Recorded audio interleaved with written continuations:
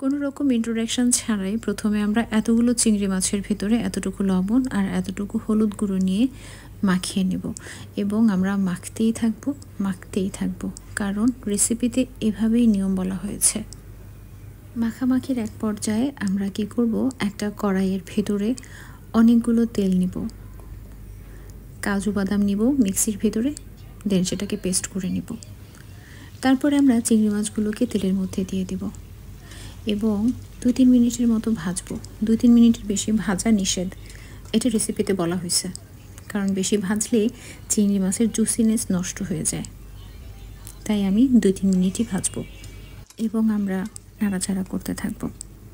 কিছু সময় পর আবার আমরা নাড়াচাড়া করতে থাকবো। এভাবে 2-3 মিনিট আমরা নাড়াচাড়ার উপরেই রাখবো, কারণ রেসিপিতে এভাবেই বলা হয়েছে।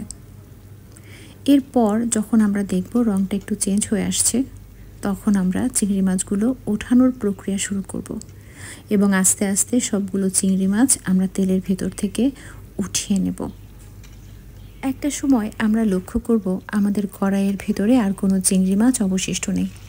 ঠিক তখন আমরা যোগ করব পেঁয়াজ, অনেকগুলো পেঁয়াজ, এবং আমরা পেঁয়াজগুলোকে বাদামি রং করে ভেজে নেব।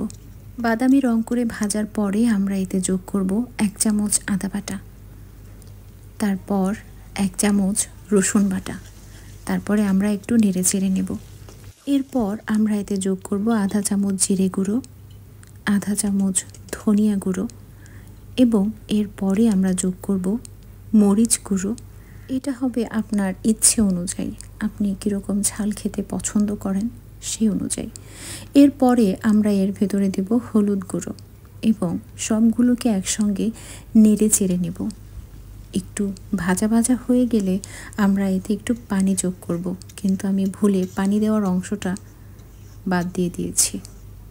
যাই হোক, তারপর আমরা এতে যোগ করব কাজু বাদাম বাটা।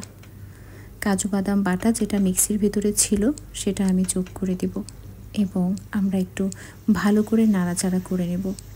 কিন্তু আমাদের মিক্সির ভিতরে কিছুটা কাজু বাদাম বাটা রয়ে গিয়েছিল, সেটার মধ্যে আমরা পানি দিয়ে সেটাও ঢেলে দেব এবং নাড়াচাড়া করব এবং নাড়াচাড়া করতেই থাকব। আসলে ভিডিওর সাথে ভয়েস কভার করাটা মুশকিল। যাই হোক, যখন একটু বলক আসবে তখন আমরা এর ভেতরে চিংড়ি মাছগুলো দিয়ে দেব এবং আবার নাড়াচাড়া করব। একটু সুন্দর দেখাবে সেই আশায় আমরা কিছু কাঁচামরিচ দিয়ে দেব এবং আমরা এটাকে ঢেকে রাখব। যখন আমরা ঢাকনা উঠাবো তখন দেখব এর কালারটা এরকম হয়ে গিয়েছে। আমরা আবার ঢেকে দেব এবং আবার উঠাবো, তখন আমরা কালার এরকম দেখতে পাবো, তারপর এরকম দেখতে পাবো। তারপর একটা সময় আমার মন মতো একটা রং চলে আসবে, আমি তখন বুঝে যাব এগুলো হয়ে গিয়েছে একদম পারফেক্টলি। ঠিক তখন আমরা এর ভিতরে আরও সুন্দর দেখানোর জন্য কিছু ধনেপাতা যোগ করে দেব। একটু নাড়াচাড়া করব।